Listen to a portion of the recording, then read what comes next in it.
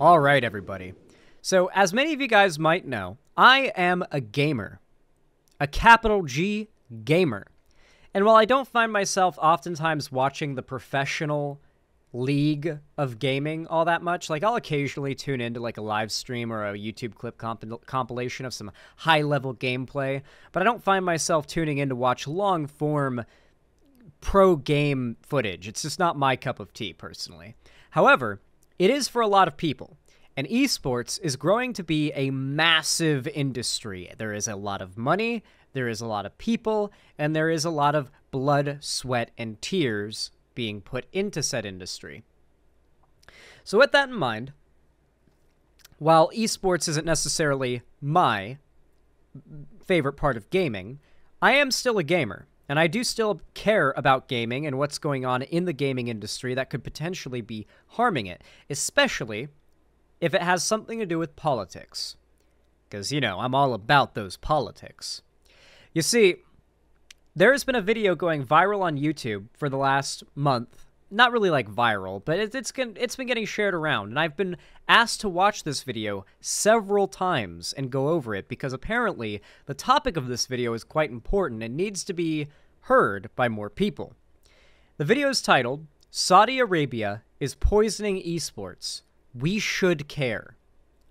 Now, we're obviously not going to be watching this entire video because it's A, quite long, and B, I don't want to steal the content, but I've been recommended it by a lot of my fans, and it seems like you guys really enjoy it, and it has a lot of good stuff to say, so maybe we're going to end up learning some good stuff from it. So here's the link to the original video.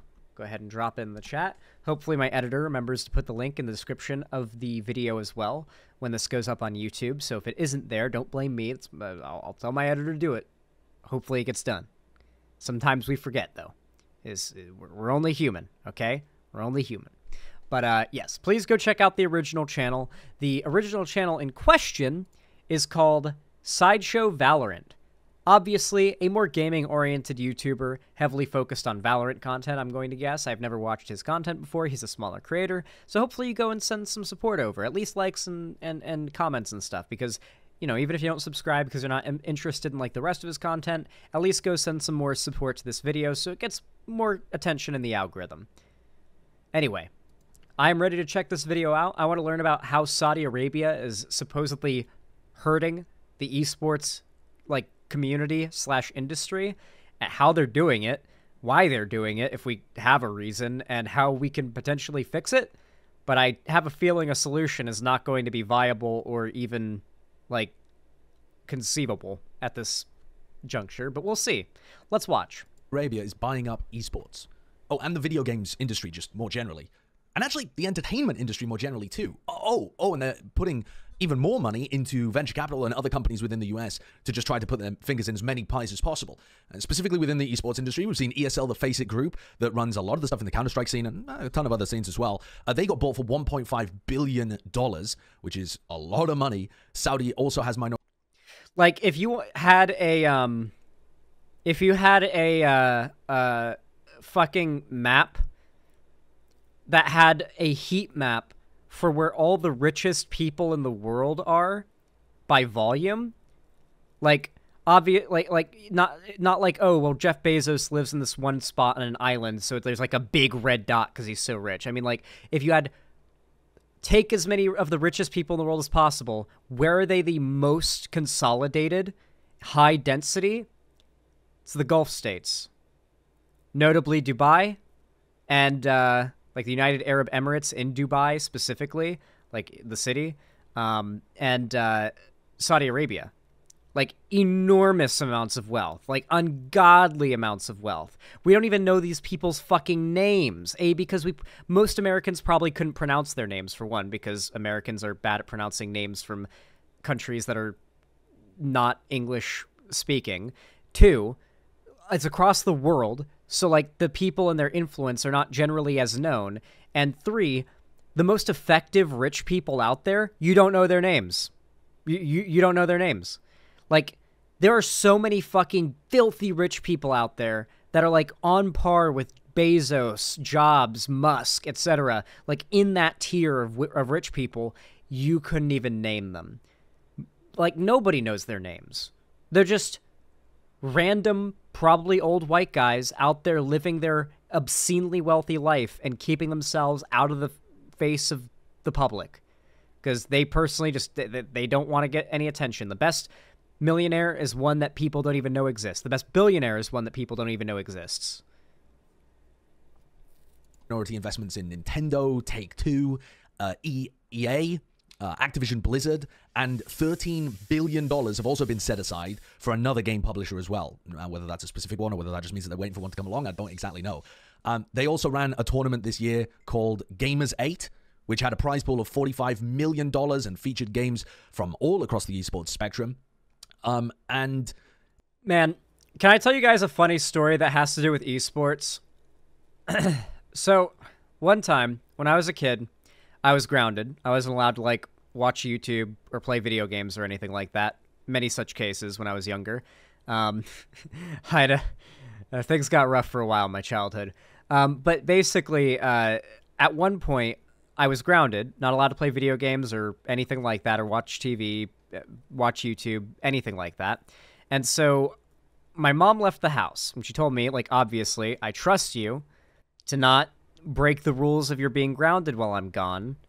You know, do your chores that I've assigned you. If the house isn't clean by the time I get back, I'm going to know that you were fucking around, and I'm going to be pissed. And so, you know, my mom left, and I did the chores and everything. I didn't play any video games. I didn't watch any TV. I just did the chores she assigned to me, and like 2 hours later, 3 hours later, she came back, and she went into her bedroom. Now, I never go into her bedroom. That was like a rule. I don't go into her bedroom. But she went into her bedroom, and the TV was on because she always leaves the TV on when she leaves the house and overnight, and pretty much 24/7, just quietly, because the dogs slept in there, and, you know, the dogs like to have TV on. It's something nice for them to listen to. It's a good thing. Now, she left the TV on, like, a sports channel, I believe, because the dogs like listening to sports.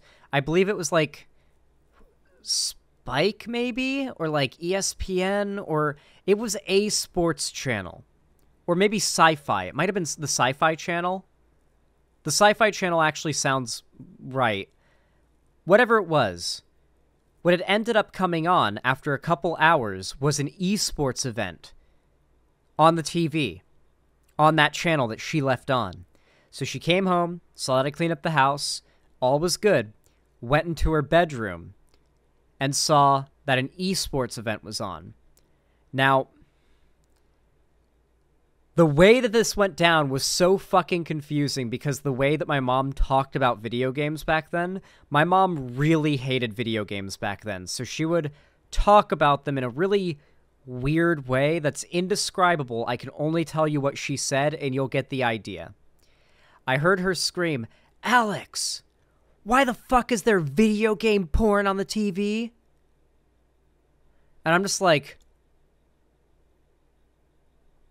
what?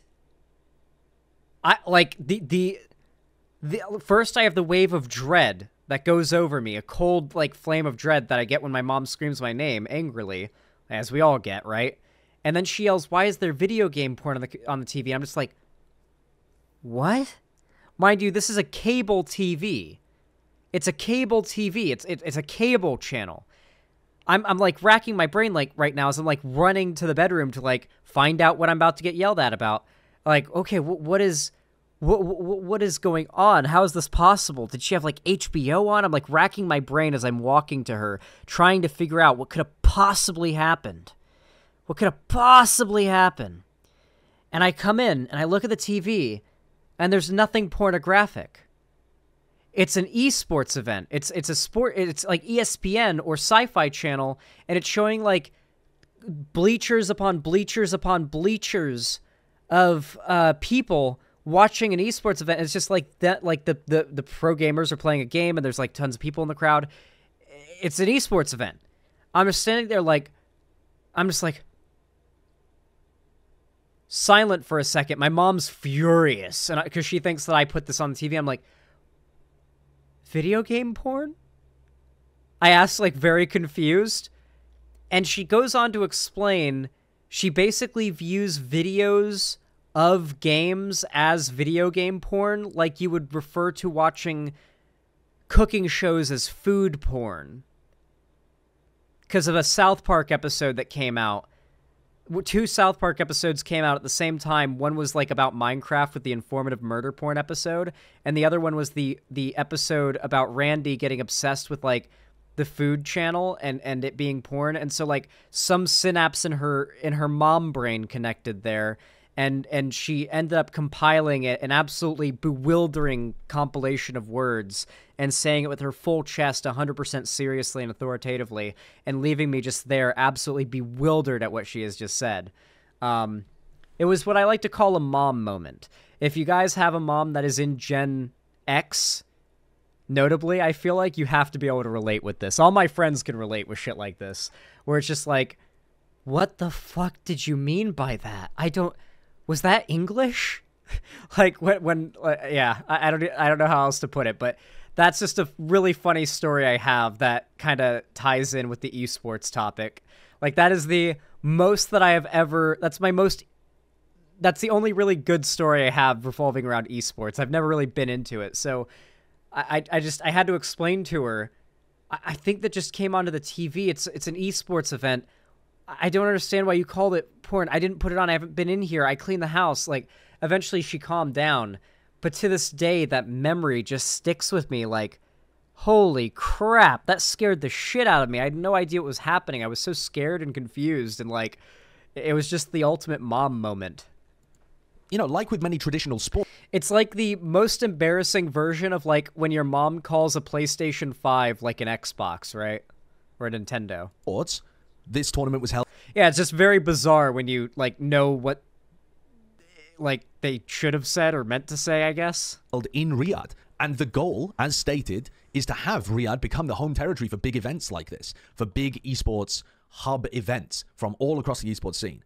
And if you want more info on what Saudi Arabia are up to and what they're investing in within the gaming space, I would highly recommend going and checking out Richard Lewis's channel, the Esports Journalist of the Year, as awarded by the Esports Awards again. I think that's 3 times that he's won that, for his many videos about Saudi Arabia investing into esports and gaming. I'm not going to go through every piece of that. I feel like it really sucks that with the gaming industry becoming bigger and more profitable and more unignorable. Like, I remember being a kid. And this kind of ties into the story I just told. I remember being a kid, and, like, obviously my mom and a lot of the adults in my life were constantly putting me down for playing video games. Now, obviously, I think I probably could have played video games a little bit, and it wouldn't have been a big deal. But video games were my go-to hobby. They were my go-to thing to do while playing, like, hanging out with my friends or socializing or hanging out, whatever it may be, right? You're 24 now? Yes, I'm 24 now, but I'm telling a story from when I was younger. And so, like, when I was younger, I always got a lot of shit for that, because it was, like, my go-to hobby. Obviously, you know, like, the go-to response was, like, no adults are playing video games. How are you going to have a job? Are you going to have a job and make money and pay rent and have a car payment? You're going to come home and you're going to play Minecraft? Is that going to be you when you're 25 years old? Is that going to be you when you're an adult? You're going to be playing Minecraft after you get home from work when you've got a wife and kids, you've got a girlfriend, you're going to be playing Minecraft? And it's like, I just respond straight up yes. Because obviously, you know, at that time I was watching YouTubers who were in their 30s making careers off of playing video games, right? And so it was, you know, very much like the oppressed gamer situation, right? This experience that I'm describing is the experience that drives gamers to the type of content that uses this gamer victim complex to push for conservative politics. Because a lot of people who grew up playing games and became adults and they still play games as part of their identity. It's one of the, like, many of their most nostalgic core memories are playing a video game. Like, your grandma might have, like, a nostalgic memory of when she sat by the lake with her best friend as a kid and they skipped stones, and, like, that memory just comes to her every night and, like, she tears up about it or something. That might be a memory your grandma or your mom has, but for our generation, or my generation, a lot of younger people playing video games, some of the most nostalgic, like, literally bring tears to your eyes memories that come back to you are, like, playing a video game with friends, building that Minecraft village with friends when you were 10. Like, that memory hits you while you're laying in bed and it literally fills your eyes with tears and you wish you could have played more video games as a kid. Meanwhile, your parents were saying, you're going to wish you didn't waste your childhood playing video games. And it's like, yeah, there is this sort of certain degree of, like, feeling of oppression a lot of gamers kind of get. And so as gaming has become more profitable and a industry to be taken more seriously, gamers have kind of had this, like, I told you so moment, right? Like, you know, you're 24 now and it's like, hey mom, gaming is the biggest industry in the world by a lot. Like, if you took movies, books, comics, news, shows, plays, every form of, like, entertainment there is, that those industries, and combine their cumulative gross incomes, they don't, like, they're dwarfed by gaming as an industry. Like, being able to point to those things, it's like this validating thing.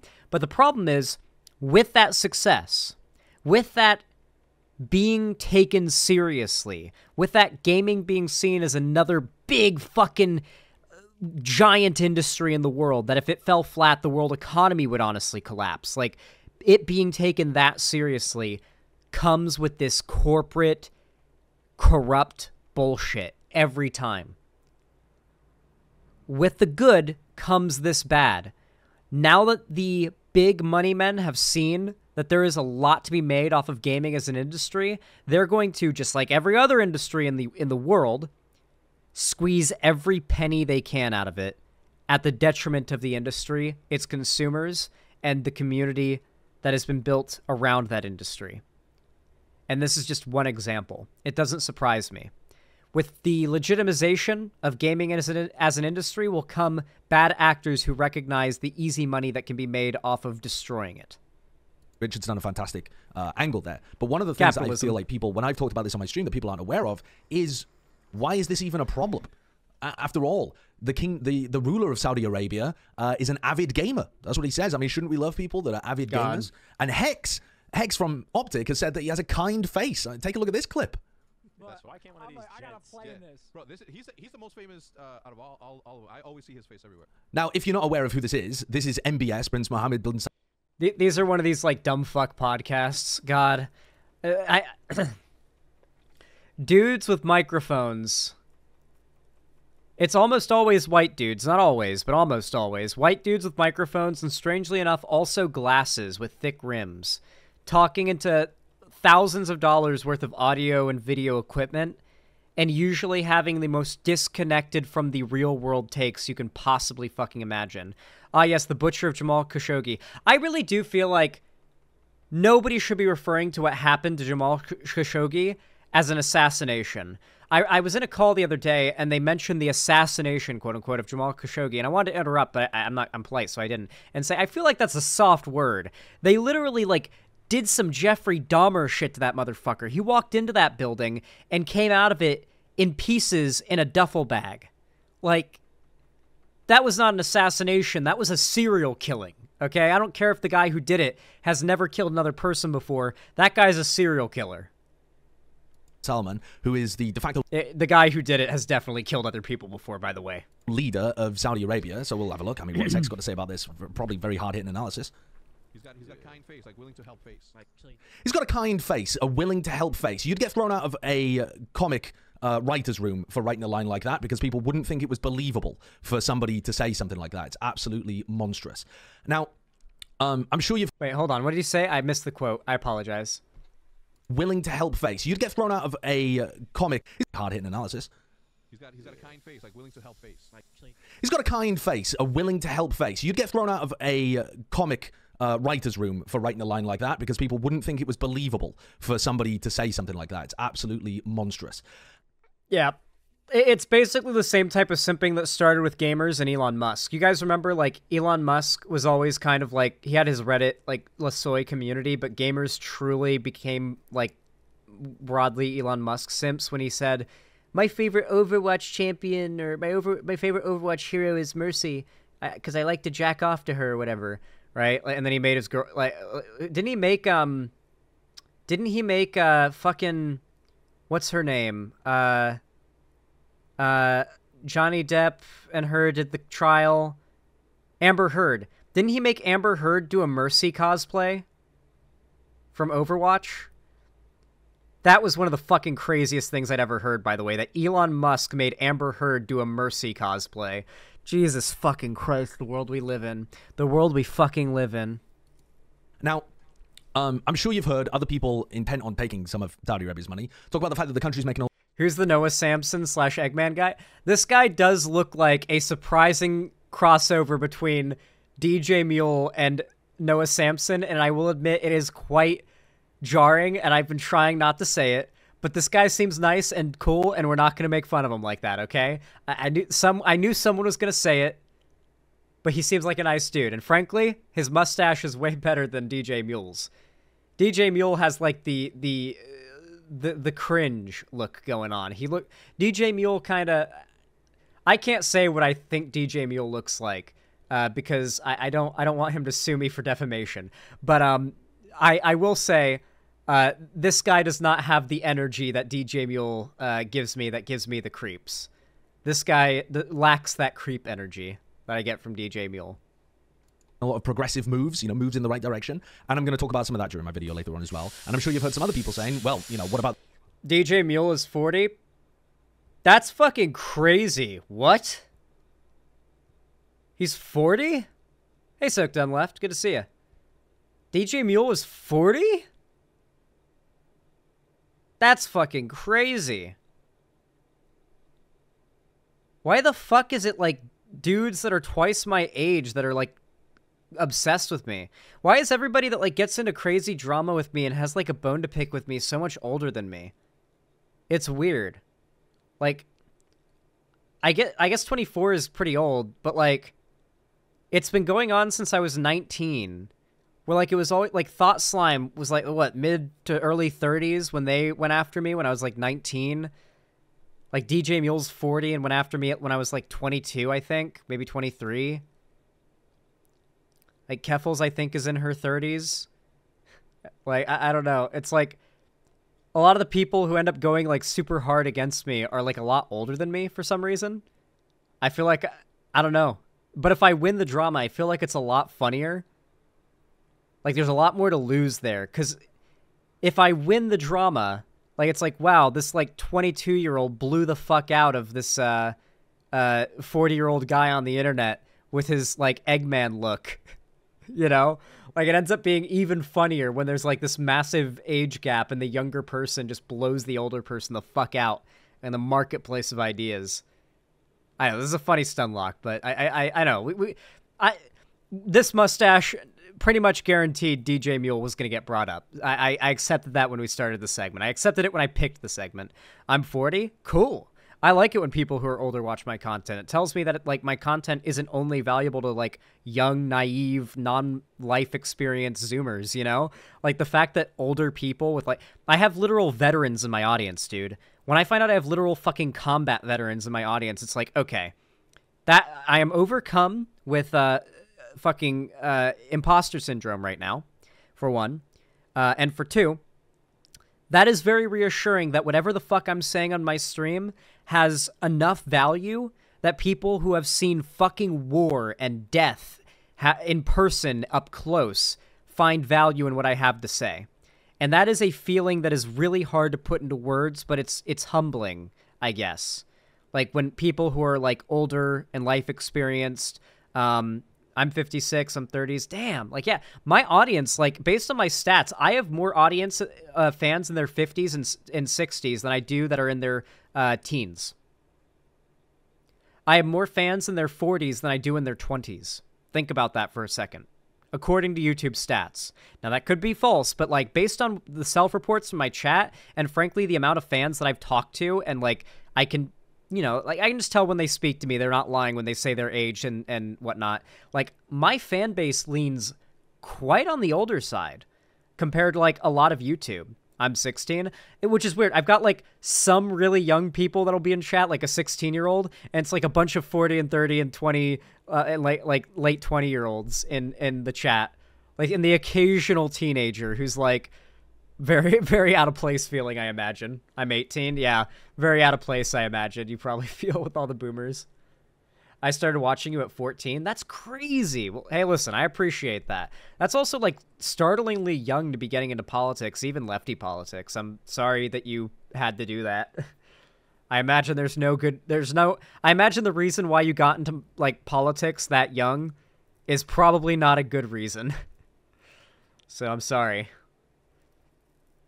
I feel like the older you're able to wait until you get interested into politics, the more privileged you are. Would you guys agree? I know this is a big stun lock, but would you guys agree with that? I feel like a good measure of privilege is what age do you start to care about politics? The USA, there's plenty of bad things that the United States does, and yeah, I do have some serious problems with how the US operates in many different things, especially going back further in history, and also right now in terms of how they're being so involved with Israel and what they're up to currently with the war happening. But I will address in this video some of the glaring differences that make this situation with Saudi Arabia a lot worse from a bunch of different avenues, actually, not just a moral avenue too. But let's kind of start from here. What is the problem with people from a certain country investing in things that we enjoy? I mean, just because they're from somewhere, and that is like... I'm going to take a wild guess and say that having people who, if like Saudi Arabia broadly, this is like very much simplifying it. We're talking about like a bunch of different very wealthy people who are living in Saudi Arabia or Saudi Arabian that are purchasing it. But if we just, you know, kind of dumb it down to, if Saudi Arabia owns a substantial portion of the esports industry, the politics of Saudi Arabia, of which are nightmarish and hyper-conservative and, like, authoritarian, are going to have a bearing on esports as an industry.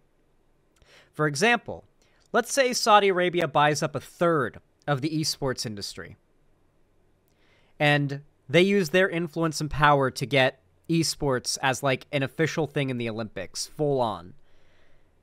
They can use their influence to push for an Olympics in Saudi Arabia. Now, obviously, we've already just come off of I believe, World Cup in Qatar, where the literal stadiums and the infrastructure for all of the tourists was made by slave labor. And people just kind of said, whatever. It's actually fucking crazy how willing people are to, like, look past slave labor and just kind of, like, shrug at it. When it's, like, not America, like, they will go and, like, celebrate, like, the fruits of slave labor in the place where the slavery is happening, like, in the physical proximity of the slaves, and they won't give a shit. They'll defend it even. Yeah. I feel like we could see, like, the esports equivalent of, like, the Qatar World Cup situation, right? You know, a place where bad things happen doesn't mean that that's a bad thing for us, right? It's not like the people who are literally giving the money are actually the same people ordering immigrants being slaughtered at the border or something crazy like that, right? Right? Except that's exactly what's happening. When we say that Saudi owns something... Is it government officials buying the like, shares in these esports companies? Or Saudi bought something, or Saudi's investing into something. The reason that people tend to say Saudi rather than, you know, X company from Saudi Arabia, it's not because they're ignorant of what's happening in the Middle East. It's because they usually refer to the Public Investment Fund, which is literally money from the governing royal family that's being, you know, taken out of the ground with oil and, you know, the other. Yeah, it's the royal family of Saudi Arabia is using government funding to buy out U.S. industries. This is part of their foreign policy. This isn't like individual millionaires in Saudi Arabia making like financial decisions and investments. This is a foreign policy decision on the part of the Saudi Arabian government. That's actually fucking crazy. Hey guys, I said gamers wanted video games to be legitimized. Here we are. Video games are being used for fucking power leverage in world politics and foreign policy. Gamers wanted video games to be taken seriously, and this is how it ends up. Small things that that their GDP creates, and they're spending it directly on other investments. Now, sometimes it refers to their subsidiary, especially within our world, of the Savvy Gaming Group, too. That's a subsidiary of the Public Investment Fund that's kind of their arm for investing in the video game industry. So it's coming, this money, from the state directly, from MBS directly, not from disinterested corporate parties who just happen to be living in the Kingdom of Saudi Arabia. And to talk about a little bit about how Saudi works, it is an interlinked web of politicians, the royal family, who are frequently the same people, and people leading the sports investments, all three of which are just a tangled web, because all three of them can be the same people. You have the royal family, who run the entire show. That's the right term, right? Is it not an oligarchy? Let me check. Small group of people having control of a country, organization, or institution governed by... Yeah. No, it's an oligarchy. No, yeah, like, that's pretty... Examples of systems of oligarchical systems include South Africa under apartheid, Liberia under Americo-Liberians, the Sultanate of Zanzibar and Rhodesia, where the installation of oligarchic rule by the descendants of foreign settlers was primarily regarded as a legacy of various forms of colonialism. Okay, yeah, I guess that's pretty fair. It's a pretty broad term. It doesn't seem like it has that, like, that hyper-specific of a definition. Are the politicians who also are the heads of the sports bodies. So it's not like in most countries that you'll be familiar with, where the head of the sports body is somebody that gets appointed to that job, and then there are politicians, and then there might even be a monarch or another head of government that isn't exactly the same as the politician. But in Saudi Arabia, they're all intertwined, and if not the same people, working for the same interests of the state first. They're heavily involved in every aspect of it, and they cannot ever be expected to act in the best interests of certainly the sports world, the esports world, the gaming, whatever their investment is. Reminder, by the way, the people who are buying out esports right now are the ones in charge of mandating, like, the illegal nature of being gay. Okay, in Saudi Arabia, okay? Those are the people buying the shit out of the people who made and enforced those laws and, like, keep those laws in place. This is not good. This is very not good. Saudi Arabia is a hyper-authoritarian, hyper-conservative country. And this is like, imagine if you found out Donald Trump was buying up, like, all of the Overwatch and League of Legends, like, esports leagues. It's like, what? He's like, yep, I'm buying all the esports leagues. I'm getting it on this early. I'm going to own all the esports leagues. This is politically equivalent to that. Only it's a foreign power doing this with US-based industry and companies. So we're basically just losing money to Saudi Arabia as if we needed more of that. They can't be expected to act in the best interests of that if it ever conflicts with the interests of Saudi Arabia, because that's where they come from originally in terms of they are part of the state machine. It's not just that they have some kind of tie to their home country. It's not some kind of nationalism or patriotic feeling that would make them act that way. They are part of the state machine. They are the leaders of the state that are being involved in sports to a very strict degree in all of these investments. They've also set up a range of conflict of interests, and international sports organizations are frankly rife with corruption and not really set up to distangle those conflicts of interests. And so competitive integrity... Oh, by the way, really good point, NASDAQ. If you want a good example of the result this type of, buying out of esports industries can have, look at the Blizzard situation. Remember when Blitzchung, the Hearthstone pro player, at the end of one of the events said, "Free Hong Kong"? And, they cut off his stream. Blizzard banned his account. He was banned from the professional league run by Blizzard because saying "Free Hong Kong" on the live stream is offensive to China. And, so much of Blizzard and the esports that Blizzard does is owned by China. So support for Hong Kong can literally result in esports players being fired, banned from the game that they play professionally, and having their lives, flipped upside down. That's just one example of how this could turn out. Is going to be a large thing moving forwards, but that's not even really what we're going to touch. Wait until it's like, you play Valorant? You play Oh, I'm sorry, but if you're a Valorant pro player and you express pro-gay ideology, that really upsets Saudi Arabia, and we're gonna drop you. We're gonna say it's not because of that, obviously, but yeah, I get what if Saudi Arabia gets offended by esports players being pro-gay or being pro-women's rights, like China got offended by Blitzchung saying "Free Hong Kong"? Touch on at all because there's so many bigger ethical problems. For ethical reasons, though, the reason why I'm making such a big deal about the fact that it is the monarchy directly involved with the investment, that is so crucial. There are no checks and balances to this power at all. The people investing and the people wanting these events to occur are exactly the same people ordering the human rights abuses happening in Saudi Arabia. And the reason that they do so is for... This guy's based. This guy's fucking based. This guy's clearly a lefty. Gaming YouTuber and a lefty. I like that. That's fucking based. No, I really like this guy in this video. He made the point I literally just made before. The same people buying out the esports companies are the same people enforcing the human rights abuses in Saudi Arabia. They will not remain disconnected from each other. These will have a bearing on each other, some way or the other. I like this guy. He's making good arguments. I usually will watch a video and I'll feel like, I feel like I thought up an argument that they could have said that would have been made the video a lot better if they included this argument, but it's all good. You know, they just, didn't think of it at the time. This guy's on point with his criticisms, and I like that. He's hitting all the points that I'm thinking of, like, after I make the points. And that's a good sign of a well thought out, well researched, well prepared content creator. For the same, the more they are like me, the better. That's basically what I'm saying. Just kidding.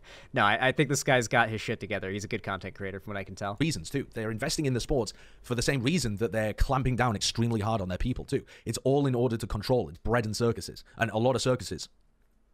So this is much more extreme than running events in other countries, and it's much more involved in their propaganda kind of arm as well than other countries would be too. Every event that the Kingdom of Saudi Arabia is kind of funding is tied into the sports washing idea, and every event promotes this country, which is currently committing some of the worst human rights abuses in the world. And I'm not saying that to be exaggerating or just because it happens to interflict with our, sphere of gaming and esports.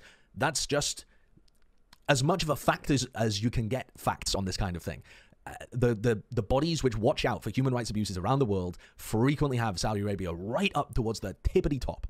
And there is a ton of whataboutism that ends up happening every time. There's just so much money. Saudi Arabia has more money than God. So, like, what the fuck can you do? Like, money is kind of the get out of any issue free card, right? It's Elon Musk's thing, right? Like, no matter how much he runs Twitter into the ground, as long as he is a multi-billionaire, he will always be able to continue funneling money into his ego trip and like whatever horrible like agenda he has.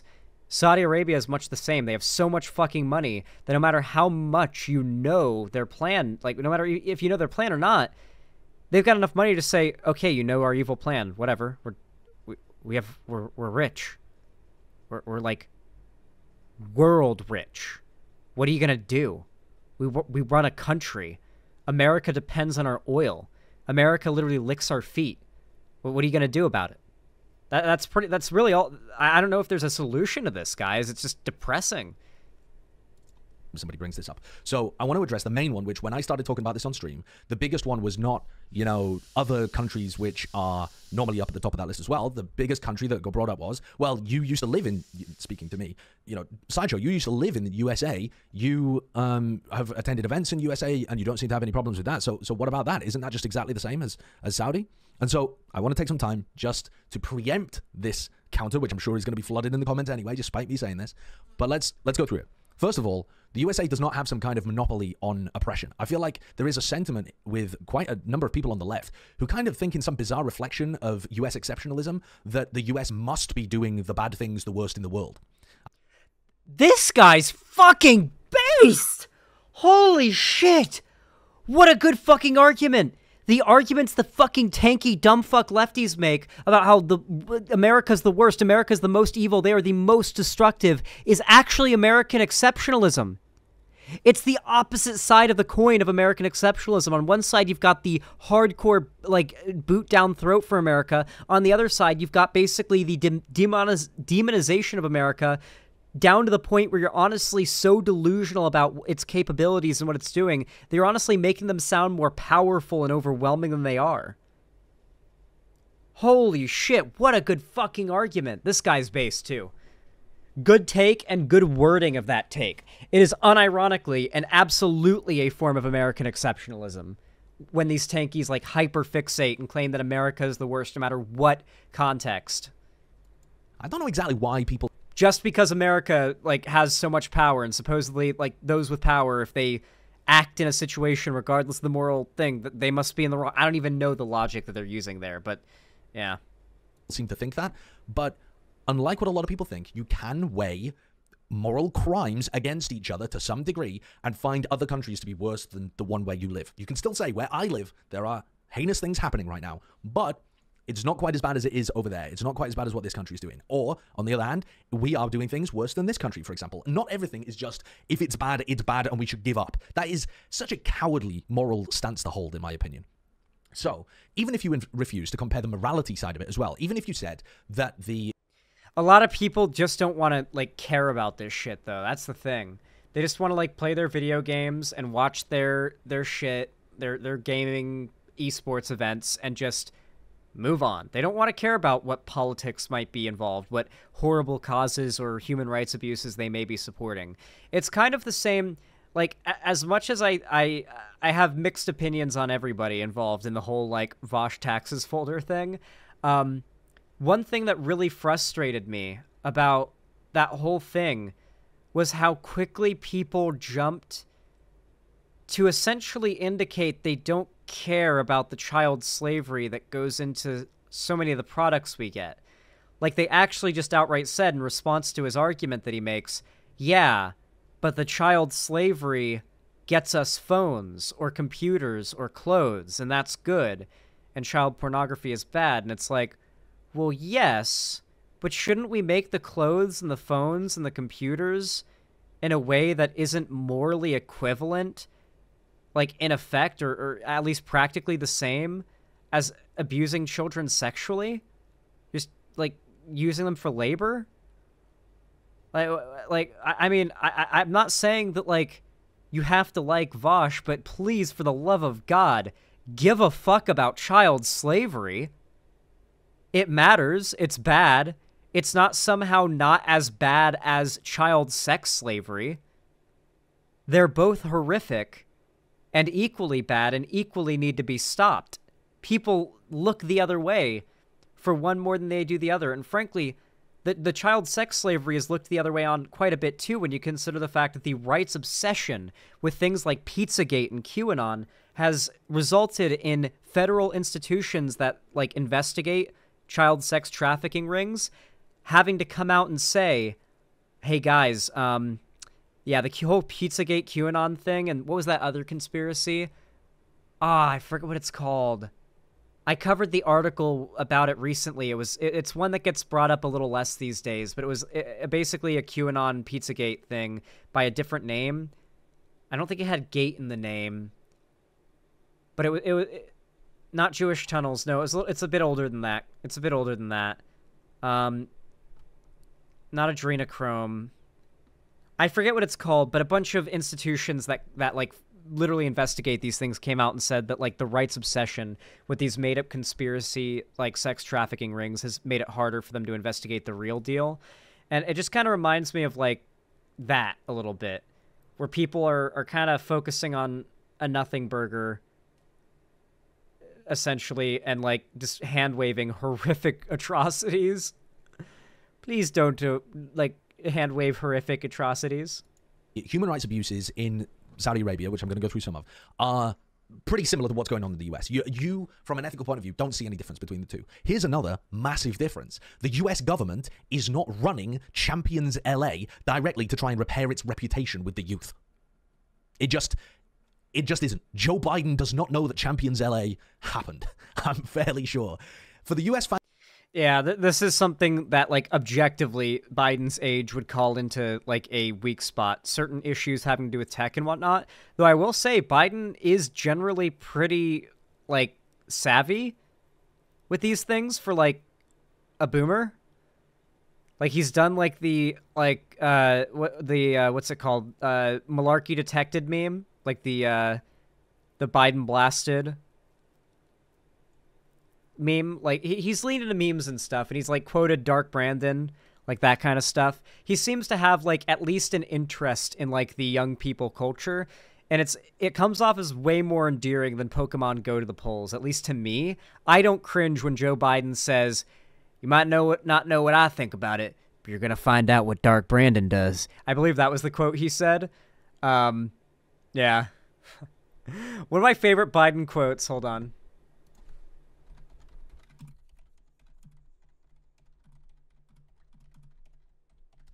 I really need to get a soundboard, dude. I so badly need to get a soundboard. And make this one of the sound bites.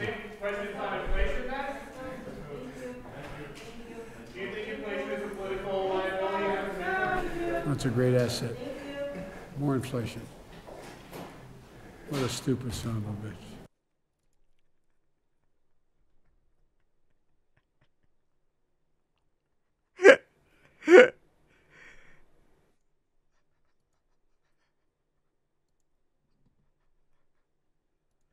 God, that's my favorite Joe Biden quote. Fans who refuse to engage with this issue due to what they perceive as hypocrisy. If Joe Biden ordered hundreds of unarmed Mexican migrants to be gunned down at the border and then turned around and funded, promoted, and ran champion... He was like really sarcastic with the reporter asking if Joe Biden likes inflation. He was like, yeah, it's a great asset. We love it. More inflation. What a stupid son of a bitch. LA to promote their progressive values as a country, all while paying people like Boaster not to say anything about it, and then trying to buy up the entire esports scene as well. That's the level that we're talking about right now. Can you imagine a situation in which that's happening? Of course we would be talking about it as well. Yeah, the idea that this is hypocritical, that we wouldn't say anything if it was a different country doing it, of course we would. We absolutely would. And in fact, we must. One of the things that this money is designed to do when we talk about sports washing is that it's designed to buy some kind of complicity and silence. If you watch our stuff, you can't shit talk us because you're part of it, because we're paying for the thing that you like. Fuck that. I mean, we've got to talk about it. We've got to make sure that we're not buying into and making the sports washing work. At the very least, even if we can't stop it, we have to make sure we don't just, like, accept it, move on, and stop talking about it. Even if there's nothing we can do about the fucked state of the industry, we need to make sure that people know why it's happening and who's responsible for it. And we need to make sure that people don't just, like, get over it, move on, and let it be forgotten. You know, this kind of reminds me of the AI stuff a little bit. You know what I mean? My friend group, like Ethan and his friends, like, I'm pretty young. Like, I'm 24 years old. So, like, there's definitely some older movies I haven't seen. Like, I haven't seen the original Blade Runner, for example. I know, crucify me. I will eventually, don't worry. It's on my list. But, like, I've definitely seen a lot of old classic movies due to the fact I didn't have cable or internet a lot growing up.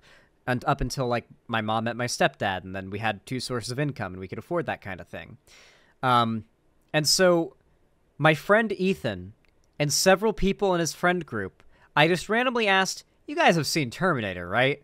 Because they hadn't seen Starship Troopers. I changed that real fast. And they said, no, I honestly have never seen a Terminator movie. And they all, like, in order said no.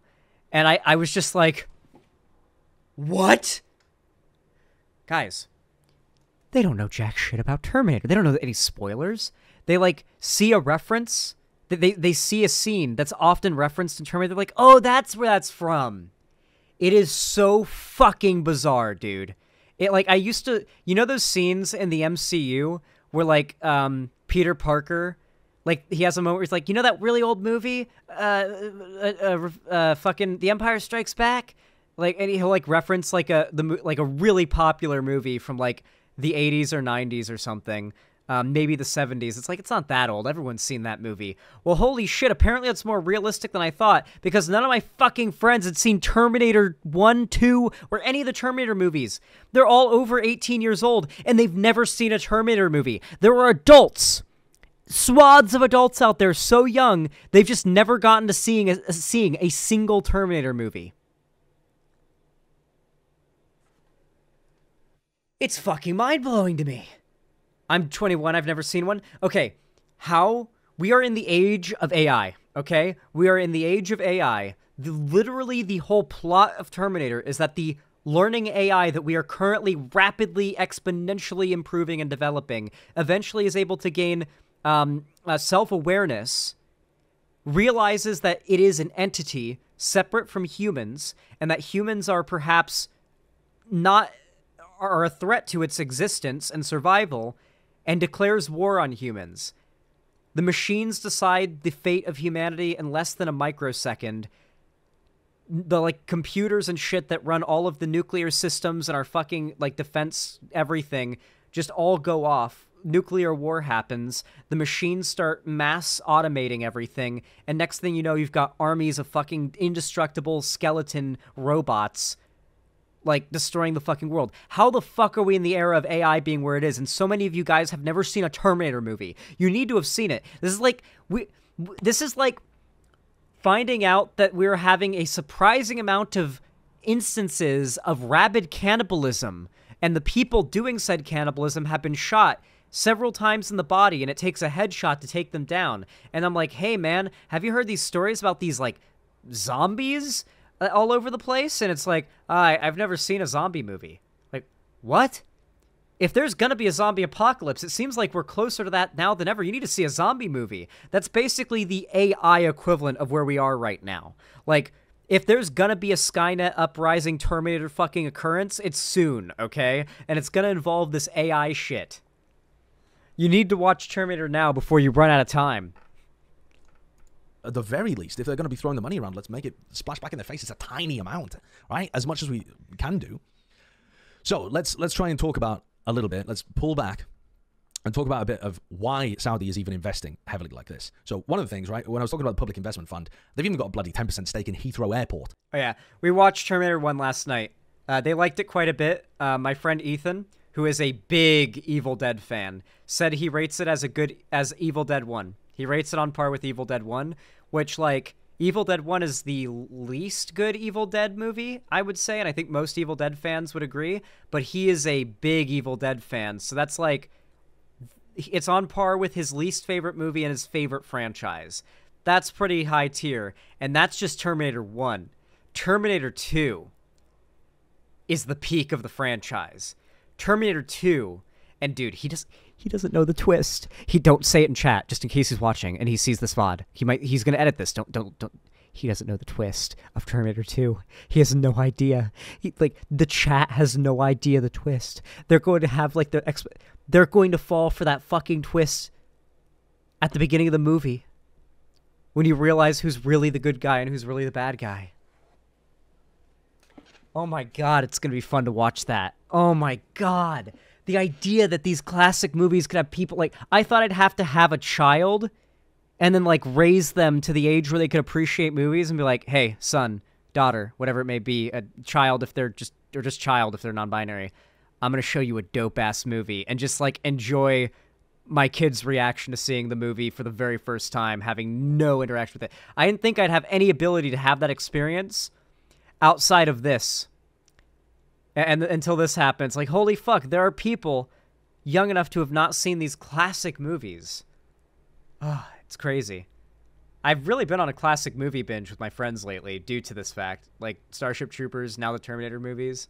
Mostly because of Helldivers, because, you know, those are big inspirations for that game. So when I said earlier that they're trying to get their fingers in as many pies as possible, yeah, they're all over the place. It's not just games and esports. We're not special for some reason. It's just that you might be hearing a lot about it because you're not really as interested in some other areas where Saudi is investing really heavily, but you are interested in gaming. So this is from the Vision 2030 website. So when the current leader of Saudi Arabia, MBS, Mohammed bin Salman, took over in what was essentially like a restructuring of the royal family, i.e., put a lot of people in, detained a lot of people and made sure that they were buying into his way of doing things, reorganized the entire structure, got rid of the religious police and just made them kind of work for him. So everything is just a top-down hierarchy right now. There aren't any conflicting powers. It's all centralized within the royal family. Anyway, when that happened, he also launched this ambitious project, Vision 2030. 2030 meaning when it's supposed to happen, I think. And the pillars... When it's supposed to culminate, I guess. I doubt it's supposed to be when it happens. I think it's already happening, and it's supposed to be by 2030. This sort of broad economic infiltration of the world economy by Saudi Arabian royalty / businessmen. Whew. Saudi Arabian Project 2025.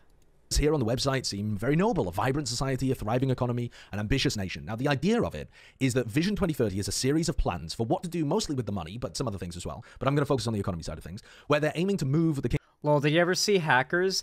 Is Hackers that one movie with that, like, meme clip that gets shared around a lot, where it's, like, a really poor acted... where it looks like it's from, like, a really poorly acted gay porno about hacking? Is that the movie that you're talking about? If not, I need to know what the name of that movie is, because it sounds like I've seen that clip and heard it referenced. It is? Yeah. Yeah, I've seen that fucking clip. That's like a meme from that movie. It's pretty hilarious, but no, I've never seen the movie Hackers. Thank you for reminding me of that, though. I probably will watch it. It sounds hilarious. I might make my friends watch it with me. Yeah, Angelina Jolie is in it? Okay. Sounds funny. Kingdom of Saudi Arabia's dependence away from oil. Countries that are based on getting their resources from the ground, from the land that you're on, generally not that great if the stuff that you're selling starts to go out of fashion, you know, if people start moving away from having... Well, that's the big thing. We'll never run out of oil. There's pretty much functionally infinite oil reserves within the earth. Like, we'll never run out of oil to frack. That's like, we'll destroy ourselves and the planet before we run out of fossil fuels. It's not a matter of like we don't have enough fuel. The problem is, like, we'll destroy ourselves if we continue to rely on it. And countries like Saudi Arabia are very powerful and very wealthy, and their entire economy relies on oil. It's not even a matter of greed to a certain extent, but a matter of national survival. That, like, basically imagine if the whole world up and decided we're actually going to start eating this lab-grown synthetic bread and grain.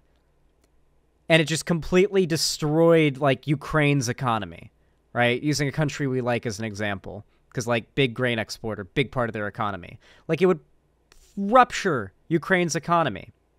And so, to a certain extent, you kind of understand, because oil is literally what makes Saudi Arabia capable of existing as a country economically in the world stage. It would, like, collapse without its, like, the world's reliance on its oil. But at the same time, if the world continues to rely on its oil, humanity will literally doom itself. It is a lose-lose situation kind of deal. Such an oil dependency, which is... And of course, Saudi Arabia has a clear vested interest in fighting as much as possible against the adoption of nuclear and renewable energy. Inevitable at some point in the future, and, you know, maybe that's not relevant for us to think about, but that is relevant for governing bodies to think about as well. So they're trying to move away from oil. And generally, this is actually a good thing for states to do, right? The more that you diversify your streams of GDP, the ways in which your country makes revenue, the more you rely on your population being educated and efficient in the workforce, rather than just pulling gold or pulling, you know, bananas or pulling oil out of the ground, whatever it might be. The incentive towards educating your population tends to force countries to be more progressive because they won't stand for being pushed down as much. They know that they're being oppressed. They have the tools to be able to combat it at least a little. And it's much easier, in fact, to build an oppressive regime when your wealth comes from the land. There will always be good and bad to these things. In some ways, I think this sort of globalization, this is globalization, by the way, this globalization that Saudi Arabia is engaging in could very well lead to a surprisingly large populist movement within Saudi Arabia, more in line with the ideals of, like, Western democracy and freedoms and whatnot. Democracy has landed. It's very, very possible that, as we see, Saudi Arabia heavily lean into their population and their country not needing to rely on oil, but instead, you know, tech jobs, mechanical jobs, whatever types of jobs, you know, fucking insert types of jobs that come with a more educated population, engineering, you know, space industry, all that kind of stuff. Like, we might see a space program come out of Saudi Arabia, and they've got a lot of money, so it could be really, really good. Like, I think Saudi Arabia could have a really fucking good space program if there was, like, the political willpower for it. And that could come with, like, a general globalization that comes to Saudi Arabia as the population is exposed through the internet and computers and tech and all that to a much happier way of life. Humans don't tend to want to live in oppression. Oppression is not a stable state of being for humans for a very long time. And the more people you have oppressed for the longer they are oppressed for, the more likely at any moment it's all going to collapse. It is not a sustainable state to keep people in being oppressed. It doesn't last. It doesn't keep for very long. Historically, that has always been the case. Oppression always results in everything falling apart and something new coming into its place. And usually it's better with its own problems, and when something else can come along that's better, that falls and takes its place. And now we've got America and pretty much taking the place of ancient Rome now. And, you know, something will no doubt take the place of America one day. It's harder when it comes... Or more likely, America will become something. I pretty much think the next step is probably going to be, like, centuries down the road, nations start dissolving borders and we start just being Earth. Like, I know it's like the stereotypical meme. I actually don't... I do unironically think eventually we'll dissolve the borders and we'll just be Earth. I think it'll take a few hundred more years, like maybe 200 to 300 more years. But I think once we've really gotten like into heavy space industry and we've had people born off planet, that's what'll do it. When people start being born off planet, that's going to change everything, dude. That's going to change everything about the way the world works. When humans start being born not on Earth, it's going to be very different. Why? Because humanity, that's going to be like a stepping stone that's going to it's going to be like when humans went to the moon for the first time. Okay? But like 1,000 times over. A human will have been born not on Earth for the first time in existence of reality. Born on Mars, the moon, whatever it may be. For the first time ever, there will be moon men, Martians, and there will be Earthlings. By definition, a person born not on Earth will be a ling of that planet. That's going to be a big fucking deal. And honestly, we're not that far off from that happening. Within this century, we are going to be having humans born in space, not on Earth.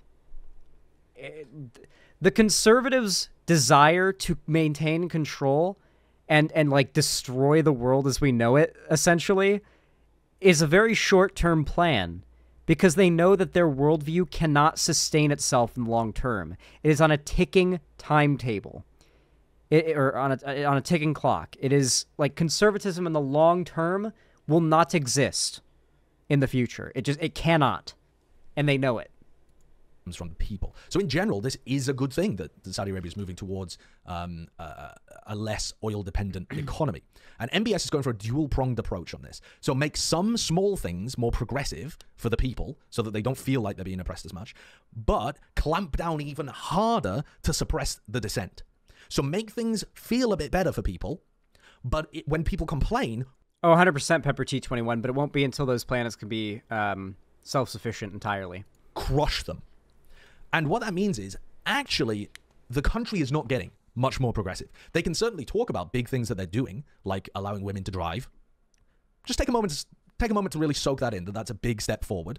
It's a big step, to be fair. And yet, if anybody complains about it, or even the people who advocated for women to drive, the main activists that were pushing for it, they got imprisoned as the law came into effect, allowing women to drive. So yeah, you're still not allowed to criticize the government. Clamp down on the people who want more, but give them little bits, right? So that's the dual-pronged approach that MBS is going for here. Now, I also want to point out that the sports investments that we're going to talk about a lot, as estimated by another journalist who is very heavily involved in this kind of reporting, this other journalist estimates that between 2 to 3x of their sports investments are going into other, like venture capital companies in the US, other companies like that. But on the sports side, they were trying to build a tourism industry for Saudi Arabia that is built on sport. You want to go to Riyadh because they have a big sporting event on. Big WWE event, big UFC event, big fight happening, big football match happening between stars that they've bought from elsewhere in Europe and all around the world. I feel like this is where I want to cut it off because it's been an hour of me reacting to this, and I don't want to watch too much of this and make like a market replacement for the original video. I want you guys to go watch the rest of the original video and send your support, and frankly subscribe. This YouTuber is a lefty, like clearly a gaming YouTuber, but also a lefty, so pretty based from the sounds of things. I think it's very important to remember that I don't know if you've noticed it lately, but the sports scene has been heavily conservative leaning. Maybe it's just Twitter and YouTube Shorts, but it really feels like a lot of the sports podcasts, which have always been popular, have become doubles for conservative culture war podcasts too. Like podcasts that started out as gun podcasts maybe, or just tech podcasts, or especially sports podcasts, which are really popular in the world of sports, really popular, have now doubled as conservative propaganda in the same way that like Joe Rogan did. And I've noticed this broad sweeping trend of like conservative dude bro Joe Rogan-esque politics becoming popular within the community, like online, within that community online. And it makes me wonder, what does Saudi Arabia have to do with this? Because frankly, I feel like the politics of these guys in Saudi Arabia aren't that far off. So I wonder if there's a connection there. Just, just asking that question out loud. Maybe I can get a response from you guys in the comments. I'd actually be curious. Like, do you guys think that Saudi Arabia is going to take advantage of, or already has taken advantage of, this weird trend for like dude bro sports content and sporting events to have like this weird pseudo conservative kick to them? Though at the same time, we're seeing almost the reverse of that happen in the world of sports, right? Like Taylor Swift brought like record viewership to the Super Bowl, and everyone like millions were there for Taylor Swift. Right, the Swifties like came out in droves, and like the NFL is no doubt going to be heavily marketing, and did heavily market to the Swifties they knew would be showing up. So it's like, on one hand, there's clear evidence that shows that dude broifying sports is a big potential source of income for these big leagues, while on the other hand, catering to their core demographic of like sweaty, overweight, like middle-aged white men, like that seems to be like an option they can stick with to be safe and even lean into, as many have, or they can go the opposite direction and get like record viewership and income like they did with the Super Bowl and Taylor Swift. But we'll see what happens with sporting going into the future, whether or not it's going to end up being a further tool for right-wing radicalization, I might say.